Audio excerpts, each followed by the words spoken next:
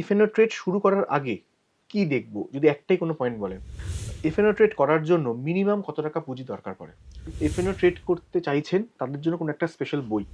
আমরা পেপার ট্রেডের নাম শুনেছি। হুম। এফএনও ট্রেড কেউ করতে চাইলে তার আগে ধরা যাক ৩ মাস বা ৬ মাস তিনি চাইছেন শিখতে। হুম। পেপার ট্রেড করে তারপরে আমি অরিজিনাল টাকা নিয়ে নামবো। হুম। এটা কি সম্ভব?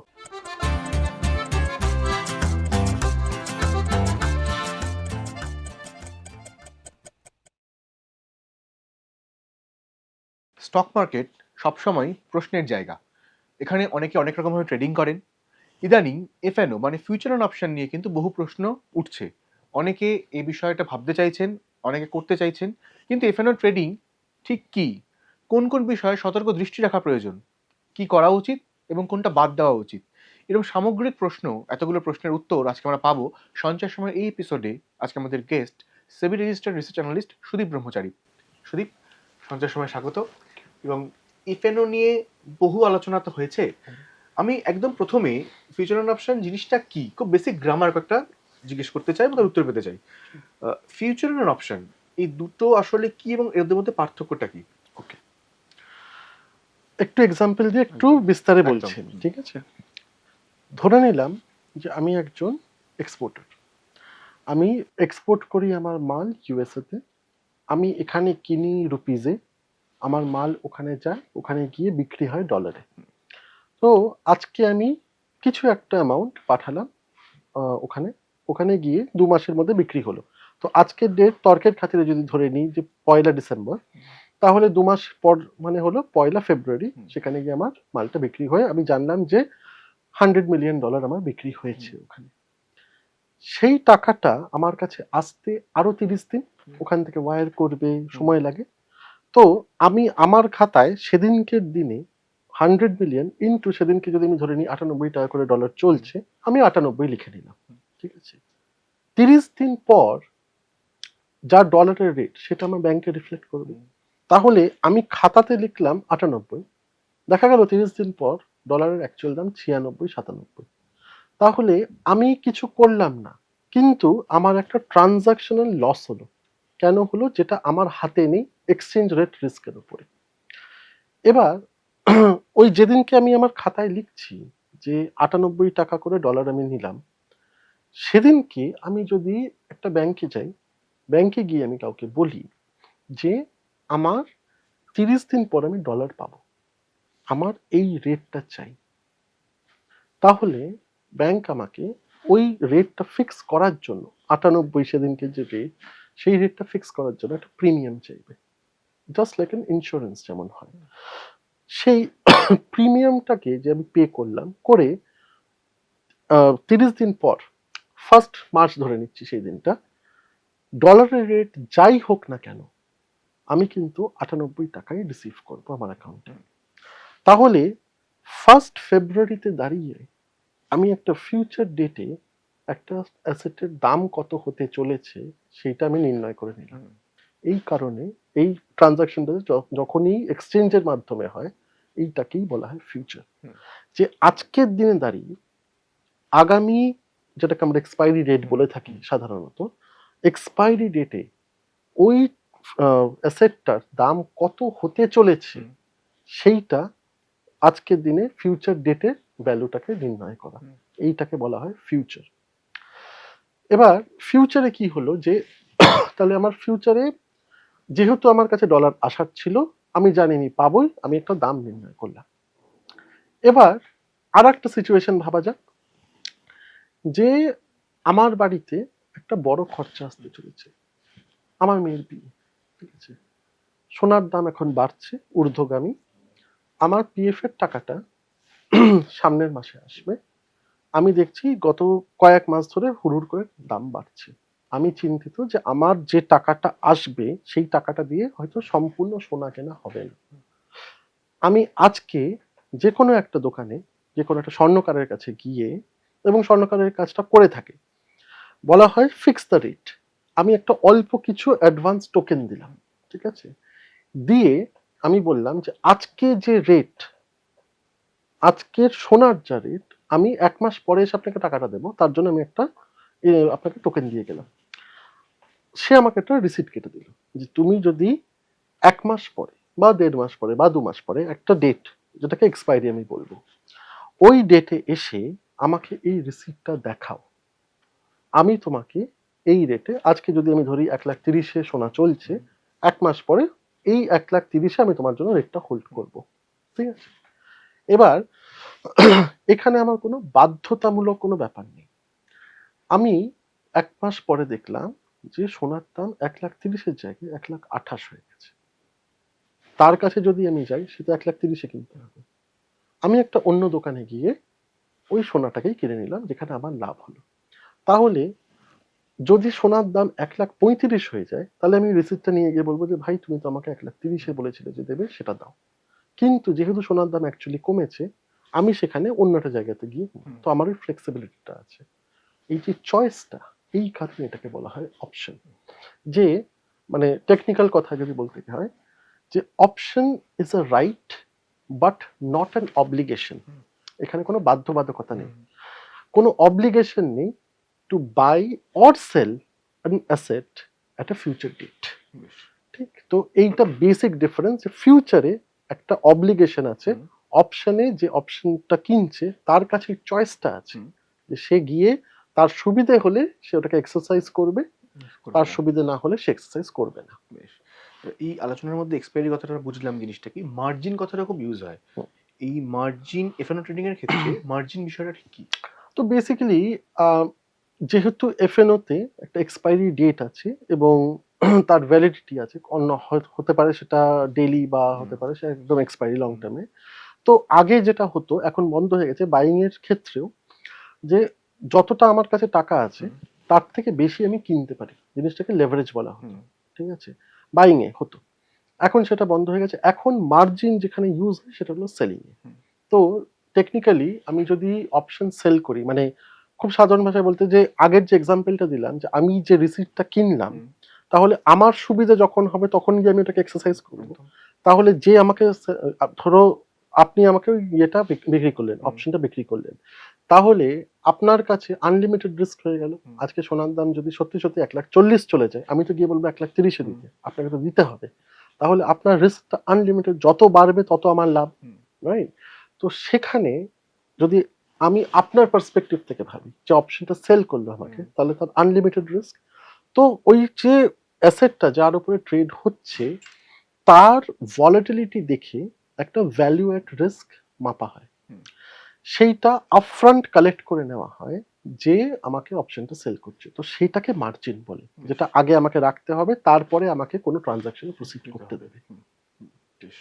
এবার সিইপি, এই কল অপশন, পুট অপশন, এগুলো তো শোনা যায়, এটা ঠিক কি একদম সাধারণ মানুষের জন্য যদি বুঝিয়ে বলেন? ওকে, তো রাইট টু বাই সামথিং, মানে আমি যে এক্সাম্পলটা একটু আগে দিলাম, যে এখানে আমার কাছে এই অপশনটা আছে যে আমি ওই স্বর্ণকারের থেকে সোনাটা যদি আমি টাকা নিয়ে যাই, 1,30,000 টাকা নিয়ে গেলে সে আমাকে 10 গ্রাম সোনা দেবে।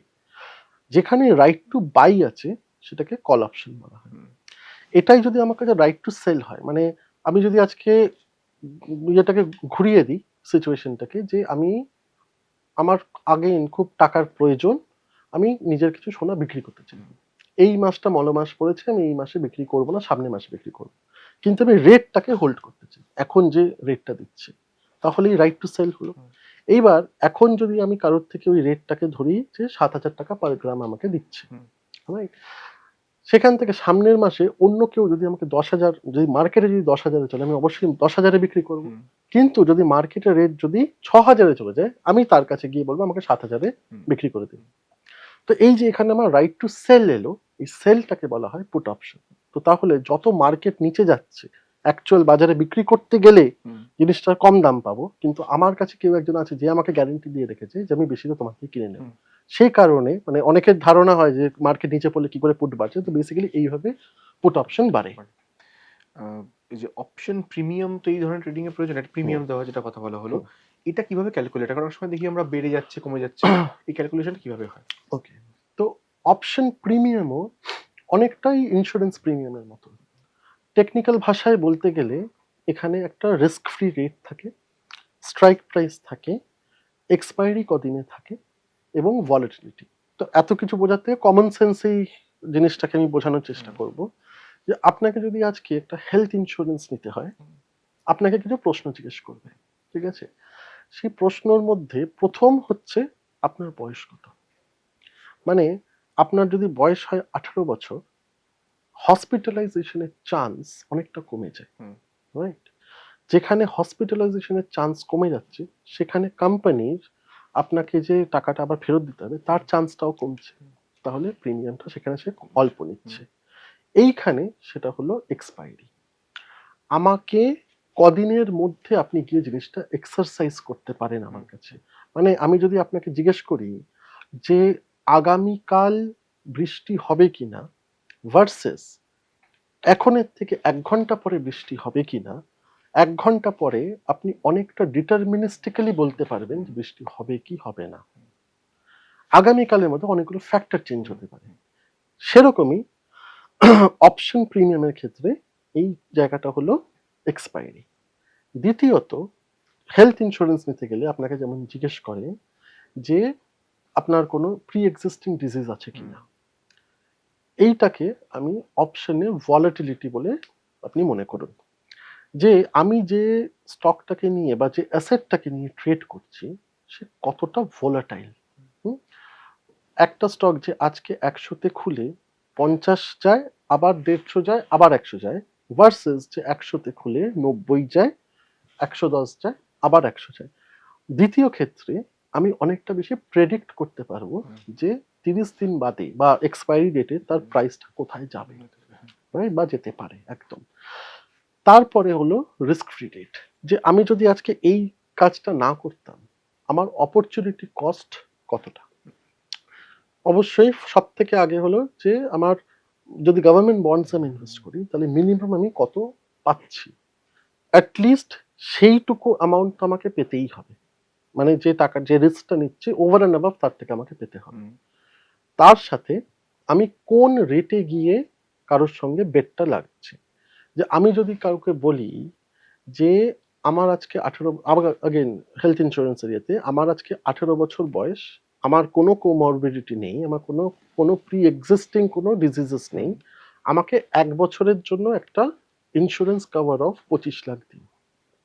ভার্সেস আমার আজকে 50 বছর বয়স, অলরেডি ডায়াবেটিক, একবার আমার স্টেন্ট বসে গেছে, আমাকে 1 বছরের জন্য 25 লাখ টাকার কভারেজ দিন। তো এইটা, এই যে এই টার্মটাকে আমরা স্ট্রাইক প্রাইস হিসাবে বোঝার চেষ্টা করব, যে আমি কি প্রেডিক্ট করার চেষ্টা করছি বা কার উপরে আমি বেটটা দিচ্ছি। যে মানুষটার রিস্ক যতটা বেশি, আজকে আমার যদি একটা অ্যাসেট থাকে যার এই মুহূর্তে দাম 100 টাকা, আমি কাউকে এই রাইটটা বিক্রি করছি যে তুমি যদি আমার থেকে 1 মাস পরে আসো 100 টাকাতেই মালটা নেবে, ভার্সেস এখন দাম 100 টাকা, আমি কাউকে এই রাইটটা বিক্রি করছি যে তুমি 1 মাস পরে আসো আমি তোমাকে 150 টাকায় বেচবো। 150 টাকাতে আমার প্রফিট করার চান্সটা বেশি, সেখানে আমি তার থেকে অল্প প্রিমিয়াম নিতে পারি। কিন্তু যেখানে আমি দেখছি যে এখন 100 টাকা, আমি 1 মাস পরে 100 টাকারই রেট দিচ্ছি, সেখান থেকে আমি তার থেকে বেশি প্রিমিয়াম এক্সপেক্ট করব। তো এই সব কিছু মিলিয়ে প্রথমে অপশন প্রিমিয়ামটা, যে কত প্রিমিয়াম হবে, যেটা যেমন ইন্স্যুরেন্সে যেমন করে অ্যাকচুয়ারিজরা হিসাব করে দেয়, অপশন এটা ব্ল্যাক শুলস মডেল দিয়ে হিসাব করা হয়। তারপরে প্রথম যখন লিস্ট হয় তখন ব্ল্যাক শুলস মডেল দিয়ে করে দেওয়া হয়, তারপর থেকে এটা পুরোপুরি ডিমান্ড সাপ্লাইয়ের উপরে যায়। ভোলাটিলিটি নিয়ে তো কথা হচ্ছে, তো ভোলাটিলিটির ওপর তো মার্কেট একটা বড় অংশ ডিপেন্ড করে। একদম। ফিউচার অপশনের জন্য ভোলাটিলিটি কতটা ইম্পর্টেন্ট, এবং সাধারণ মানুষ যারা ট্রেডার একদম নতুন শুরু করছেন বা করতে চাইছেন, ছোট ছোট ট্রেডার যারা, তাদের ক্ষেত্রে এইটা বুঝতে পারাটা কতটা কঠিন হতে পারে ভোলাটিলিটি? আমার মনে হয় option, futures and options in fact দুটোই পুরোটাই দাঁড়িয়ে আছে ভলাটিলিটির উপরে। মানে আমার কোনো একটা ইভেন্ট বা কোনো একটা আউটকাম যেটা 30 দিন পর হতে চলেছে, মানে আমার কাছে 30 দিন সময় আছে, সেটার মধ্যে কিছু যা ইচ্ছা হতে পারে। এবার জিনিসটা যত ভোলাটাইল হয় আমার প্রিভিয়াস ডেটা দেখে, যে আমি ধরুন একটা মোটামুটি 30 দিনের মধ্যে 29 দিন কেটে গেছে, আমার বেট ছিল যে কোনো একটা জিনিস যদি 100-তে যায় আমি লাভ করব। আজকে কালকে তাকে 100-তে যেতে হবে, আজকে সে 50-এ পড়ে আছে। তার প্রিভিয়াস ভলাটিলিটি ডেটা আমাকে বলবে যে আজকের দিনে ওটার 100 যাওয়ার চান্স কতটা, অলমোস্ট ডিটারমিনিস্টিক হয়ে গেছে, হয়তো যাবে না। কিন্তু ভলাটিলিটি যদি বেশি থাকে তাহলে হতে পারে সে 50 থেকে 100 লাভ দিল। আচ্ছা। যে কারণে আপনি দেখবেন যে অ্যাজ অ্যান ইনস্ট্রুমেন্ট সেন্সেক্স বা ব্যাংক নিফটি যার মধ্যে ভলাটিলিটি বেশি, হুম, তার প্রিমিয়াম ফ্লাকচুয়েশন খুব বেশি হয় হুম, ভার্সাস নিফটি যার ভলাটিলিটি রিলেটিভলি কম, হুম। তার প্রিমিয়াম ফ্লাকচুয়েশন অতটা কম হয়। আচ্ছা। তো ভলাটিলিটি হলো ওই একমাত্র জিনিস যেটা অপশনের প্রাইস হিরো জিরো যেটা হ্যাঁ, হচ্ছে হ্যাঁ। ওইটাকে পুরোপুরি ডিটারমিন করছে ভলাটিলিটি। এবার বেসিক থেকে একটু স্ট্র্যাটেজির দিকে এগোচ্ছি। একদম। এখানে যারা একদম প্রথমেই অপশন ট্রেডিং করতে যাচ্ছেন, কারণ এখন এই এফএনও নিয়ে খুব আগ্রহ দেখা যাচ্ছে নানান ক্ষেত্রেই। বহু লোক আসতে চাইছেন, করতে চাইছেন। তো যারা অপশন ট্রেডিং করতে যাবেন একদম প্রথম রয়েছেন, শুরু করছেন সবে, তাদের জন্য সহজ স্ট্র্যাটেজি কি হতে পারে? প্রথম জিনিস যারা অপশন ট্রেডিং করতে যাচ্ছেন, যে সব থেকে আগের স্ট্র্যাটেজি হলো যে কারোর কথা শুনে অপশন ট্রেডিং শুরু করলে কিন্তু মুশকিল আছে। ফিউচার্স অ্যান্ড অপশন আনফর্চুনেটলি এটা খুব জিরো সাম গেম, অ্যান্ড আপনাকে কিন্তু ও মাফ করবে না। মানে আপনি যদি একটা ভুল করে ফেলেন তার খেসামত আপনাকেই দিতে হবে। হুম, তো কারোর কথা শুনে ফিউচার অ্যান্ড অপশনে ঢোকা একদম পুরোপুরিভাবে মানা। হুম, দ্বিতীয়ত, সেফেস্ট স্ট্র্যাটেজি ফিউচার অপশনে হলো জানা কোন দিন আমি মার্কেটে থাকবো না। লস মেকিং ডেজ মানে মোস্টলি আমি যেটুকু আমার এক্সপিরিয়েন্স আমি দেখেছি যে মানুষের এরকম না কিন্তু যে তারা ইনকাম করছে না, প্রবলেম হলো ইনকামটাকে সাস্টেন করতে পারছে না। আমি 3 দিন 5 দিন কন্টিনিউয়াস প্রফিট করলাম, একদিন সব প্রফিট নিয়ে বেরিয়ে গেল। এইটার মেজর কারণ হলো না জানা যে স্টপ লস কোথায় রাখতে হবে, এটার মেজর কারণ হলো না জানা যে কতটা আমাকে পজিশন সাইজিং করতে হবে, আর একটা হলো যে কোন দিনগুলোতে আমি ট্রেড করব না। তো সেফেস্ট অপশন বা safest strategy for option trading buying এর দিক থেকে যদি হয়, হুম, তাহলে আমি বলবো যে আগে নিজেকে ফিনান্সিয়ালি এডুকেট করা।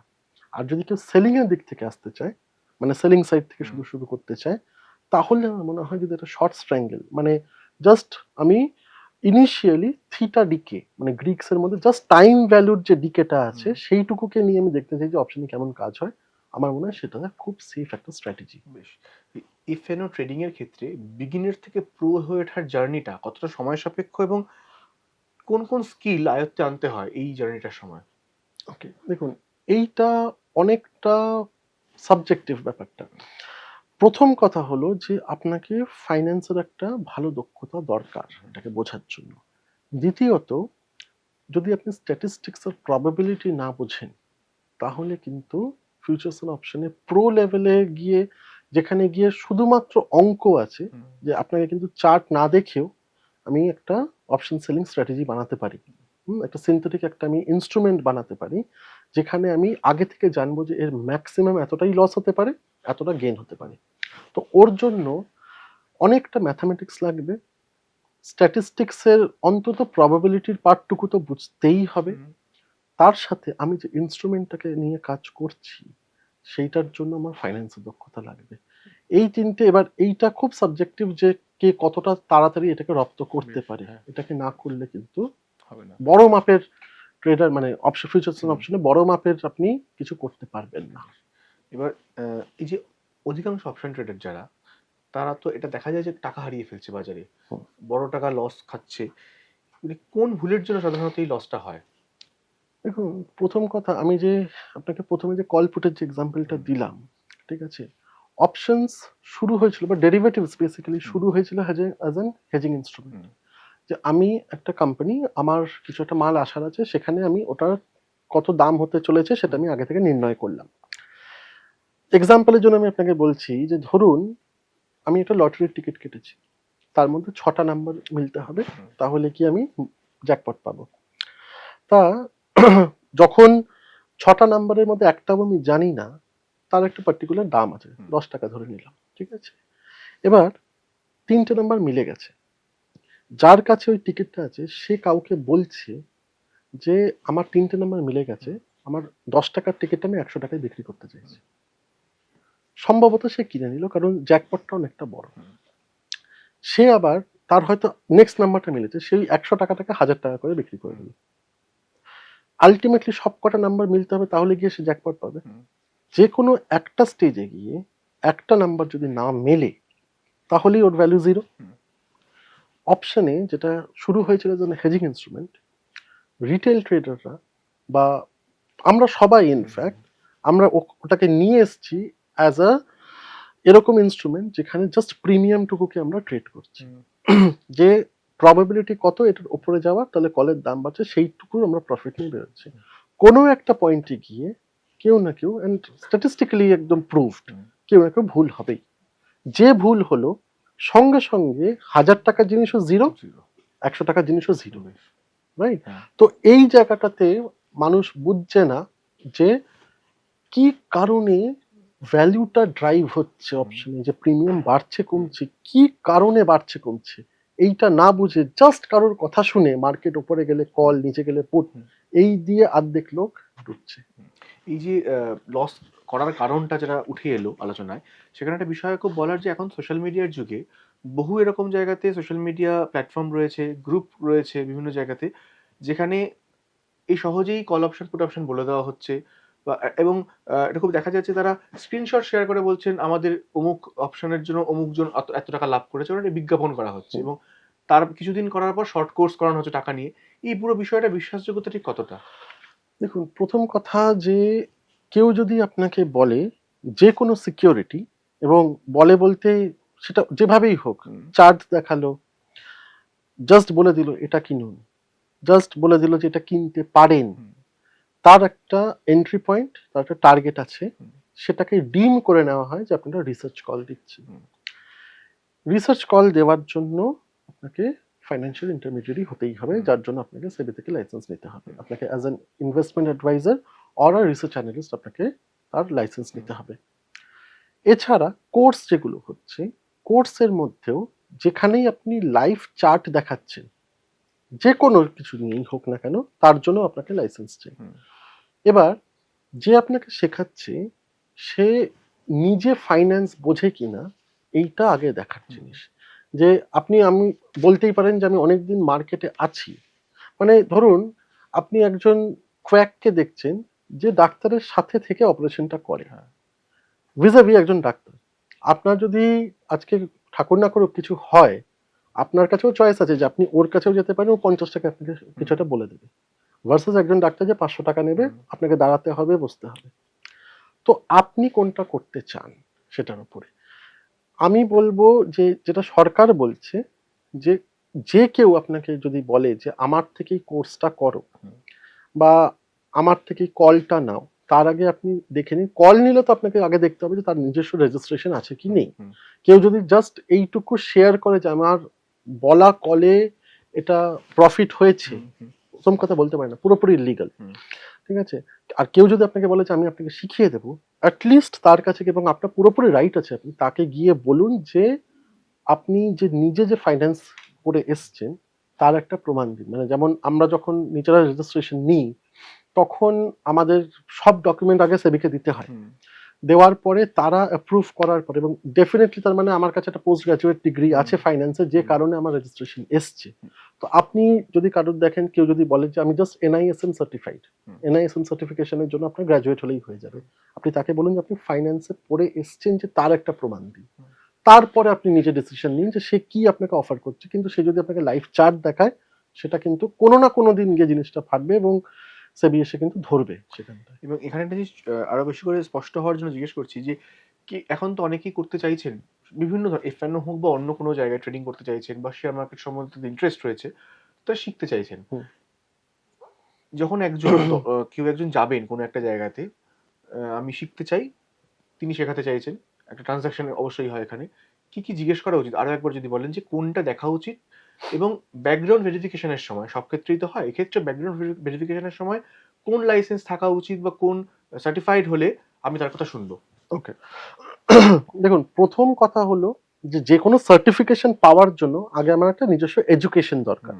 তো ওই এডুকেশনের মধ্যে আমাকে ফাইন্যান্সের একটা তো ডিগ্রি লাগবেই, বা ফাইন্যান্সের ডিগ্রির মধ্যে যেটা সেবি বলে যে আপনাকে পোস্ট গ্রাজুয়েশন থাকতে হবে in either accounting, economics, business or finance, ঠিক আছে? তো এই চারটে কেন বলেছে, যে হতে পারে আপনি ইংলিশ নিয়ে এমএ করেছেন, কিন্তু সেটাতে মার্কেটের সাথে কোনো রিলেশনশিপ নেই। আপনি যাকে বলতে যাচ্ছেন তার আগে তো আপনার নিজেকে প্রমাণ করতে হবে যে আমি পড়েছি কি পড়িনি। দ্বিতীয়ত, অনেকেই আপনাকে জাস্ট ওই এনআইএসএম সার্টিফিকেশনটুকু দেখিয়ে বলবে যে আমার এটা ডিগ্রি, ওটা কোনো ডিগ্রি না। সার্টিফিকেশন আর ডিগ্রির মধ্যে ফারাকটা আগে বুঝতে হবে। হুম, তো সার্টিফিকেট যে কেউ দিতে পারে, ডিগ্রি একটা ডিম ইউনিভার্সিটি দেবে। হুম।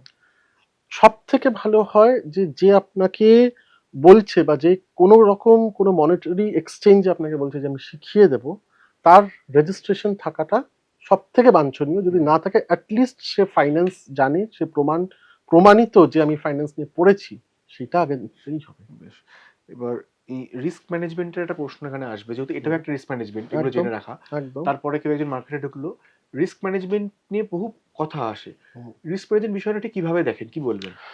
So basically risk management futures and options এর ক্ষেত্রে প্রথম রিস্ক ম্যানেজমেন্ট যেটা আমি বললাম যে কোন দিন আমি দূরে থাকবো, হুম, এটাতে অনেকটা নিজেকে সেফগার্ড করা যায়। হুম, দ্বিতীয়ত যে আমি আমার ক্যাপিটালের কতটা ইনভেস্ট করছি। দেখুন, যেহেতু ফিউচার্স অ্যান্ড অপশনস যেখানে জিরো হতে খুব একটা টাইম নেবে না, তাহলে অবভিয়াসলি এর রিস্ক প্রোফাইলিং, এবং আপনি দেখবেন আপনার ব্রোকারেজ টার্মিনাল খুললেই আপনাদেরকে বলেও দিচ্ছে যে ডেরিভেটিভস এর মধ্যে সব থেকে বেশি হুম, রিস্ক আছে, সত্যিই তাই আছে। তো যখনই আমি ব্রোকারেজ টার্মিনাল আমি যখনই ডেরিভেটিভস নিয়ে ট্রেড করতে যাচ্ছি, তখনই আমাকে বুঝতে হবে যে আমার যদি টোটাল পোর্টফোলিও থাকে 1,00,000-এর, আমি 1,00,000 নিয়েই ডেরিভেটিভস এ ঢোকালে কিন্তু মুশকিল আছে। আমি ওর মধ্যে টেস্ট করার জন্য, মানে যেমন ওই এক হাঁড়ি ভাতের মধ্যে আপনি একটাকে টিপে দেখছেন যে হুম, ভাত হয়েছে কিনা, হুম, আমি নিজে শিখলাম কিনা বা কেউ আমাকে বলছে সে নিজে সঠিক কিনা বোঝার জন্য আমার কাছে যদি এক হাঁড়ি ভাত থাকে, আমি তার মধ্যে এইটুকু চাল নিয়ে শুরু করব। হুম, আমার দেখা, যেহেতু এটা একটা স্কিল হুম, এবং এই স্কিলটা টাইমের সাথে সাথে আরো ডেভেলপ হওয়াটাই উচিত। হুম, তো আমি দেখব যে আমি যে ছোট অ্যামাউন্ট দিয়ে শুরু করেছি, আমি সেটাকে বাড়াতে পারছি কি হুম, পারছি না। মোস্টলি ট্রেডারদের মাথায়, বা এটার দুটো কারণ আছে বেসিক্যালি আমি যেটুকু দেখেছি, যে অনেকেই এরকম আছে যে কারোর উপরে ভরসা করে জাস্ট ট্রেডিং করতে চলে এসেছে, হুম, ফিউচার্স অপশনস না বুঝে। কোনো বন্ধু, অফিসের কলিগ হুম, দেখেছে যে একদিনে এত টাকা কামিয়েছে, তো আমিও একবার ট্রাই করে দেখি। তো তাতে সে ওই রিস্কের জায়গাটা জানেই না যে গেলে কতটা যাবে। তার হয়তো সঞ্চিত কিছু টাকা ছিল, সেই টাকা পুরোটা দিয়ে সে আরম্ভ করে দিয়েছে। দ্বিতীয়ত, এই যে সোশ্যাল মিডিয়াতে অনেকেই আপনাকে জাস্ট লিওর করবে হুম, যে আপনি এত টাকা নিয়ে আসুন, আজকে আমার এই ক্লায়েন্ট এত একদম। লাখ টাকা কামিয়েছে বা আপনিও করতে পারবেন। কথাটা হলো সবকিছুই প্রবাবিলিটি। হুম, তো ওই আর কি প্রবাবিলিটি বুঝে করা এবং অল্প দিয়ে করা। হুম। আমার মনে হয় এটাতে রিস্ক ম্যানেজমেন্টটা অনেকটা ভালো হবে আপনার। তাহলে অপশন ট্রেডিং এর ক্ষেত্রে হুম। এই রিস্ক ম্যানেজমেন্টের পোর্শনটার সঙ্গে নিয়ে যদি বলি, এমন কোনো থাম্ব রুল আছে বা ট্রিক আছে যেটাতে প্রফিট হওয়ার সম্ভাবনা একটু হলেও বেশি বাড়তে পারে? প্রফিট হওয়ার সম্ভাবনা একটু হলেও বাড়তে পারে অপশনস এর ক্ষেত্রে। প্রথমত হলো যে আমি যে অ্যামাউন্টটা নিয়ে শুরু করলাম, তার মধ্যে আমাকে ফিক্সড ডিপোজিট ১ বছরে যেটা দিচ্ছে, হুম, আমি যদি কোনোভাবে ১ মাসে সেই জায়গাটাতে চলে আসি, এরকম সুপারনর্মাল প্রফিট কেউ দেবে না। হুম, আমি সেখানে স্টপ করব। তো অপশন ট্রেডারদের এইটা একটা আমি দেখেছি যে ড্রব্যাক, যে যেহেতু এখানে একটা ফাস্ট মুভিং মার্কেট এবং সমুদ্রের মতন, মানে কোনো হুম, শেষ নেই, তারা অনেক সময় এরকম হচ্ছে যে অনেকটা টাকা একদিন কামিয়ে ফেলেছে হুম, এবং আস্তে আস্তে থ্রু আউট দ্য মান্থ ওই পুরো টাকাটা জিরো হয়ে গেল। হুম, তো আমাকে যদি, আমি জানি যে আমি এত পার্সেন্ট আমার এটা ম্যাক্সিমাম, আমি এটা করে ফেললে আমি সেখানে স্টপ করে দেবো। হুম, ওটা যদি হয় যে কোথায় থামতে হবে যদি জেনে যাই, তাহলে সেটা যে অ্যামাউন্টেরই আমার ক্যাপিটাল থাক না কেন, ১০,০০০ হোক, ১,০০,০০০ হোক, ১০,০০,০০০ হোক, একটা পার্টিকুলার পার্সেন্টেজ, এবং সেই পার্সেন্টেজটাকে কনসিস্টেন্টলি আগে আমার দেখা যে আমি ১ বছর করতে পারছি কিনা। হুম, একটা কারেক্ট মেটাফর হবে যে আপনি যখন বাইক বা গাড়ি চালাতে শিখেছেন, আপনি ১ম দিন যতটা ভালো চালাতে পেরেছেন তার থেকে বেটার আপনি পরের দিন চালাতে পেরেছেন। হুম, তার মানে কিন্তু এই না যে আপনি রাস্তায় বেরিয়ে গেছেন। আপনি ওই জিনিসটা কনসিস্টেন্টলি ৩ মাস ৪ মাস করেছেন। হুম, করার পর দেখেছেন যে হ্যাঁ, এবার আমি একটা জায়গায় আছি হুম, যেখানে গিয়ে আমি গাড়িটাকে রাস্তায় নিয়ে বেরোতে পারি। সেখানেও কিন্তু আপনি দিনের বেলাতে বা এরকম সময় যখন ট্রাফিক কম থাকে হুম, তখন আপনি হুম, বেরিয়েছেন। অপশনের ক্ষেত্রেও একই জিনিস। যে ট্রেডাররা সামহাউ এরকম মাইন্ডসেটে চলে গেছে যে মনে করে যে আমার একদিনে আমাকে একদম সবকিছু ডাবল করে ফেলতেই হবে। হুম, মানে সামহাউ আমরা না ওই কনসিস্টেন্সিটাকে রুল আউট করে দিয়ে যে ১ বছরে আমরা কত কিছু করতে পারি হুম, সেটাকে না বুঝে একদিনে ওইটাকে করতে হবে, সেই মাইন্ডসেটে আসাতে over trading, grid trading, hope trading, মানে আমি জানি, মানে সামহাও আমি জানি যে এটা হবে না, কিন্তু হোপ অ্যাগেনস্ট হোপ, যে যদি হয়ে যায়, ধরে আছি, আমি পজিশন কাটছি না। তো এই জায়গাগুলো বোঝা, সাইকোলজিক্যালি এই জায়গাগুলোকে বোঝা খুব ইম্পর্টেন্ট অপশন ট্রেডিং করার জন্য। এবং ফলে তার মানে হচ্ছে যে এখানে অনেক বেশি হচ্ছে ক্যালকুলেশনটা খুব ভালো রাখা প্রয়োজন, এবং এবং ওয়েন টু স্টপ এটা খুব জানা প্রয়োজন। এবং খুব ভালো হয় যদি, মানে যখন মানুষ ট্রেড করে, জিনিসটা কি জানেন তো, যে রেস এগেনস্ট হিমসেলফ, আমি আমার সঙ্গে কম্পিট করছি, কখনো আমি নিজেই নিজের শত্রু হয়ে পড়ি।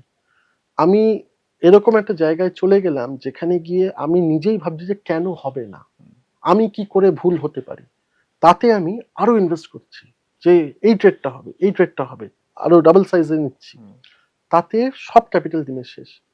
তো খুব ভালো হয় যদি সাইকোলজি ডেভেলপ করার জন্য যে 2-3 জন একসঙ্গে বসে ট্রেড করছে, একজন কেউ না কেউ একজন থাকবে যে আপনাকে বলবে যে এখানে থেমে যা। তাতে আমি দেখেছি যে অনেকটা সুবিধে হয় মানুষের একা ট্রেড করার থেকে। এবার এখানে এই যে আবার অ্যালগো ট্রেডিং এর কথা আমি আসবো, কারণ বহু জায়গায় তো বলা হয় যে বড় বড় হাউস যারা, তারা তো হেজিং করে বিভিন্ন জায়গাতে, শর্ট সেলিং করে, বা ফিউচার অপশনে প্রচুর তাদের ইনভলভমেন্ট থাকে, তারা অ্যালগোরিদম ইউজ করে, এআই টুল ইউজ করে, তাদের সঙ্গে তো একই বাজারে ছোট ছোট ট্রেডার যারা তারাও করছে, ফলে তাদের হাতেও তো এই এআই টুল রয়েছে বা অ্যালগো ট্রেড তারা করছে, ফলে কোথাও গিয়ে এফএনও মার্কেটটা অনেক বেশি এদের জন্য, যারা ছোট ট্রেডার তাদের জন্য রিস্কি হয়ে যাচ্ছে না? হ্যাঁ, তো যারা বড় ট্রেডে আছে, যারা বড় মার্কেট মেকার আমি বলবো, বা ফান্ড হাউসেস, তারা কিন্তু অ্যালগো ডিপ্লয় করছে অপশন সেল করার জন্য। জিনিসটা ম্যাথামেটিক্স পুরোপুরি। আমি যদি আজকে অপশন সেলিং করতে চাই, তারা কিন্তু কখনোই এক্সপেক্ট করছেন যে আমি দিনে ডাবল করব। তারা এক্সপেক্ট করছে যে আমি 1 বছরে 7% কামাবো, এবং তার জন্য তারা ম্যাথামেটিক্যালি রিস্কটাকে কিন্তু এক জায়গায় মডেল করে ফেলেছে। একটা রিটেল ট্রেডারের পক্ষে কিছুতেই আপনি যাই করুন না কেন, ওই জায়গাতে নিজের ডিসিপ্লিন নিয়ে যাওয়া কিন্তু সম্ভব না। হতে পারে কেউ ওই, মানে ফর এক্সাম্পল জেপি মর্গানের একটা অ্যালগোর অ্যালগোরিদম এনে আপনাকে বলতে পারে জেপি মর্গান ইউজ করে, সত্যি হয়তো করে, আপনার কাজের ওটা না, কারণ আপনার অতটা ক্যাপিটালই নেই ওটাকে ডিপ্লয় করার জন্য।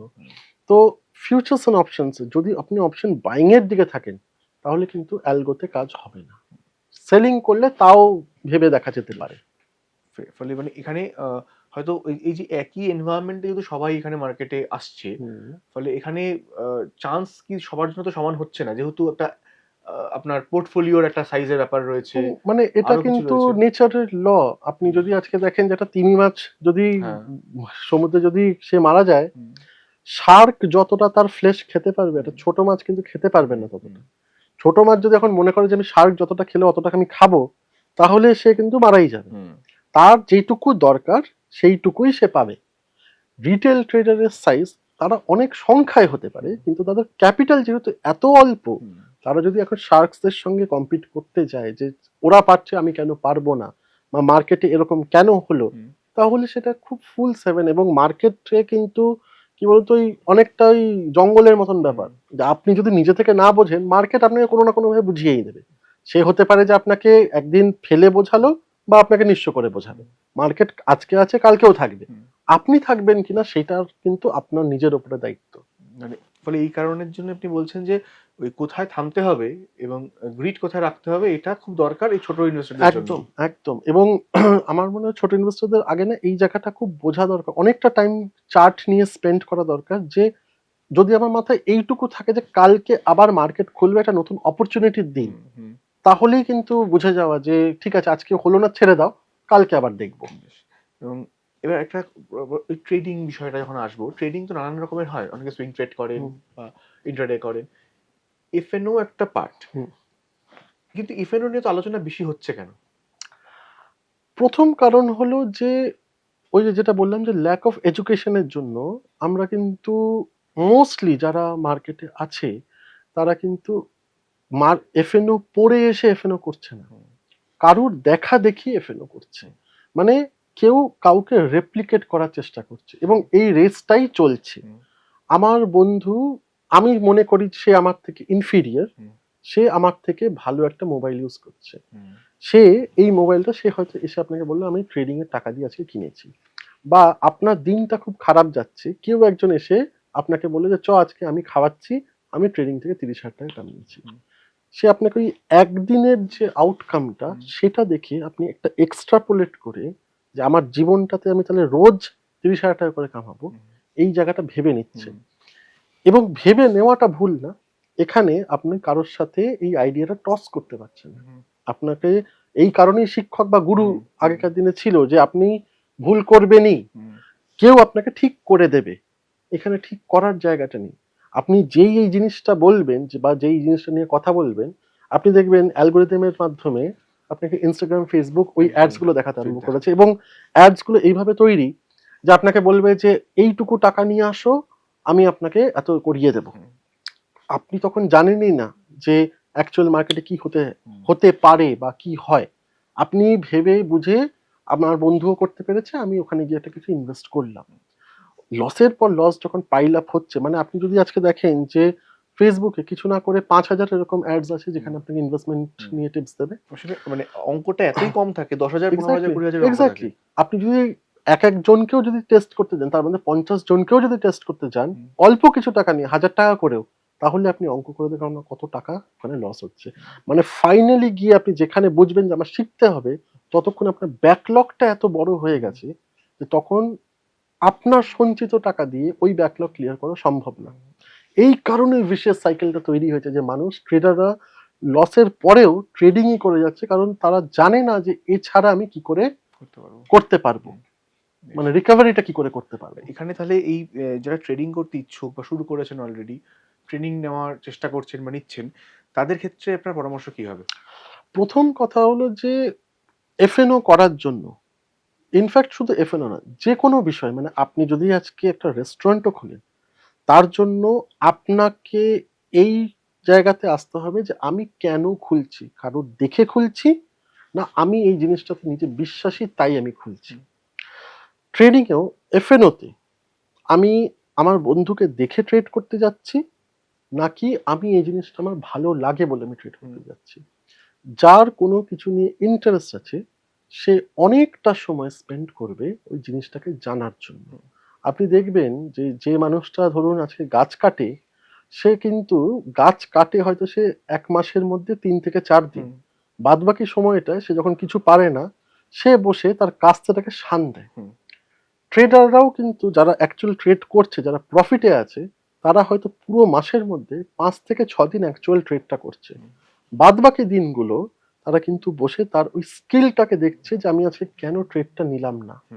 সে কিন্তু ওই ফোমোতে ভুগছে না যে আজকে ট্রেড নিলে এটা হয়ে যেত, কারণ সে জানে যে নাও হতে পারতো। কাজেই কোথায় থামতে হবে, কোথায় এ করতে হবে, সেই জায়গাগুলোকে বুঝবে, সেই জায়গাগুলো শিখবে। অনেকটা ফাইন্যান্সিয়াল লিটারেসি, অনেকটা বোঝা যে ইনস্ট্রুমেন্টটা কি করতে চাইছে, ইনস্ট্রুমেন্টের প্রবণতা কোথায়, বুঝে রিস্ক বুঝে তারপরেই যদি আসতে হয় তাহলেই এফএনও। কারো দেখে এলে কিন্তু যেটা সবার হচ্ছে এই হবে, মানে সেবি ডেটাও যেটা বলছে একদমই তাই। একদমই। এবং এখানে তাহলে আমি একটা ছোট্ট র‍্যাপিড ফায়ার করবো লাস্টে। এফএনও ট্রেড শুরু করার আগে কি দেখবো, যদি একটাই কোনো পয়েন্ট বলেন? Futures and options as an instrument বোঝা। আচ্ছা, এমন একটা বা একাধিক ইন্ডিকেটর যেটা এফএনও ট্রেডিং করার জন্য মাস্ট, শেখাটা মাস্ট। ইন্ডিকেটরের থেকেও আমি বলবো প্রাইস অ্যাকশন শেখাটা মাস্ট, কারণ মোমেন্টাম বুঝতে হবে এফএনও ট্রেডিং এ। হ্যাঁ, মোমেন্টাম না বুঝলে এফএনও ট্রেডিং করতে পারবে না। মোস্ট অফ দ্য ইন্ডিকেটর যা ইউজ হয় সেগুলো সব ল্যাগিং ইন্ডিকেটর, মোমেন্টাম আসার পরে ইন্ডিকেটর দেয়। একমাত্র আমার মনে হয় ইচিমোকু ক্লাউড আছে, সেটা কিছুটা লিডিং। আর কেউ যদি আরেকটু অ্যাডভান্স লেভেলে যায় হাইকেনাশি ইউজ করতে পারে, এটা ডিফারেন্ট টাইপ অফ ক্যান্ডেল। তো হাইকেনাশি লিডিং ক্যান্ডেল, সেটাকে ইউজ করতে পারে। অপশন বায়ার নাকি অপশন সেলার, কারা বেশি সুবিধার জায়গায় থাকে? অপশন সেলার অবভিয়াসলি, সব সময়। আচ্ছা, রিটেল ট্রেডার কোন ভুল সবচেয়ে বেশি করেন যার জন্য লস হয়? যেটা আমি বলছিলাম যে আমি জানি না কোথায় থামতে হবে, কবে ট্রেড করতে হবে না, রোজ ট্রেড করতে হবে, রোজ আমাকে এখানে ডাবল করতেই হবে, এর জন্য আপনাকে ফ্লেক্সিবল হতে হবে। বেশ। এফএনও ট্রেড করার জন্য মিনিমাম কত টাকা পুঁজি দরকার পড়ে? খুব সাবজেক্টিভ জিনিসটা। আমি বলবো যে শুরু করা সব থেকে বাঞ্ছনীয় যে অল্প টাকা নিয়ে শুরু করলাম, তার মানে এই না যে 1,000 টাকা। এই মুহূর্তে মার্কেট যেখানে আছে, আমি যদি শুধুমাত্র ইন্ডেক্সের কথা বলি, 15 থেকে 20 হাজার টাকা নিয়ে এলাম, আমি জাস্ট দেখবো, মানে ওই জলটাকে ছুঁয়ে দেখা যে কি হচ্ছে জিনিসটা। যেই মুহূর্তে দেখবো যে আমার ক্যাপিটালে 10% কমে গেছে, আমি সঙ্গে সঙ্গে ওইখানে স্টপ করে নিজেকে এডুকেট করার চেষ্টা করলাম, করে, কারণ 10% রিকভার করাটা ইজি পুরোটা চলে যাওয়ার হুম। থেকে। তো ওই জায়গাতে এসে যেখানে দেখবো যে আমি পারছি না, কারোর একটা হেল্প নেওয়া। আচ্ছা। আমরা পেপার ট্রেডের নাম শুনেছি। হুম। এফএনও ট্রেড কেউ করতে চাইলে তার আগে ধরা যাক ৩ মাস বা ৬ মাস তিনি চাইছেন শিখতে। হুম। পেপার ট্রেড করে তারপরে আমি অরিজিনাল টাকা নিয়ে নামবো। হুম। এটা কি সম্ভব? থিওরিটিক্যালি ইয়েস, কিন্তু প্রবলেমটা কোথায়, যখন পেপার ট্রেড হয় তখন ইমোশনসটা অনেকটা, মানে যেহেতু অ্যাকচুয়াল টাকা ওখানে বাড়ছে কমছে হুম। না, সেই কারণে ইমোশনসটা কিন্তু অতটা ভালো করে গেজ করা যায় না। হুম। আপনি দেখবেন পেপার ট্রেডে মোস্ট অফ দ্য ট্রেডার্স খুব প্রফিটেবল, হুম। কারণ তারা ওইখানে খুব ঠিকঠাক ট্রেড নেয়। হুম। অ্যাকচুয়াল ট্রেড যখন হতে চায়, যেখানে প্রথম কয়েকদিন আপনি খুব লজিক্যাল ট্রেড নেবেন, হুম। তারপরেই আপনার একটা কনফিডেন্সটা, ওভার কনফিডেন্স যে কোথায় চলে যাবে, যেখানে গিয়ে আপনি ভুলটা করতে চাইবেন। আমার মনে হয় সব থেকে দরকার হলো, যারা এফএনওতে আছেন, একটা টাকা নিয়ে যে ঢুকলাম, প্রতিদিন যা প্রফিট হচ্ছে প্রফিটটাকে বার করো, এবং যত আমি প্রফিট করছি তত আমি আস্তে আস্তে ক্যাপিটাল ছোট করছি, হুম। আবার মাসের শেষে গিয়ে সেটাকে আবার প্লাউ ব্যাক করলাম। বেশ। সেইভাবে করাটা বেটার। আচ্ছা, লাস্ট কোয়েশ্চেন। এফএনও ট্রেড করতে চাইছেন তাদের জন্য কোনো একটা স্পেশাল বই? যদি এফএনও ট্রেড করতে হয়, তার একমাত্র বই এফএনও বাইবেল, যেটা জন সি হালের ডেরিভেটিভস। ওটাকে আগে পুরোটা পড়ুন, পড়ে বুঝুন, বুঝে তারপরে এফএনওতে আসুন। বেশ, thank you Sudip. Most welcome. অনেকটা সময় দিলেন এবং এফএনও যেটা খুব একটা খুব কঠিন বিষয়, যে বিষয়টা খুব সহজ করে বুঝিয়ে দিলেন। এতক্ষণ ধরে আপনারা শুনলেন সুদীপ ব্রহ্মচারীর কথা, SEBI registered research analyst. FNO trade করতে গেলে কি করতে হবে তার খুঁটিনাটি বিবরণ জেনে নিলেন। সঞ্চয় সময় দেখতে থাকুন, আমরা ফিরে আসবো এরকম নানা এপিসোড নিয়ে।